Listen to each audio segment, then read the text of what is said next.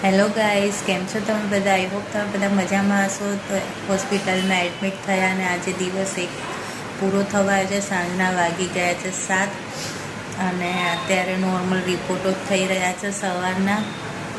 અને આજે મેં એક વસ્તુ નોટિસ કરી કે હોસ્પિટલ હોય કે બહારની જીવન હોય આપણું, બધી જગ્યાએ ભેદભાવ થતા જોઈએ. સ્કૂલમાં આપણને એવું શીખવાડવામાં આવે કે કોઈ બી વસ્તુમાં ભેદભાવ ના કરવા જોઈએ, નાત જાત હોય કે પછી સંબંધો હોય કે કોઈ બી જગ્યાએ. અને આજે મેં એ વસ્તુનો સામનો કર્યો, જાણીને બહુ દુઃખ થયું કે જે સ્કૂલમાં શીખવાડવામાં આવે છે ને, અસલ જિંદગીમાં આપણે કંઈ કામમાં આવતું નથી.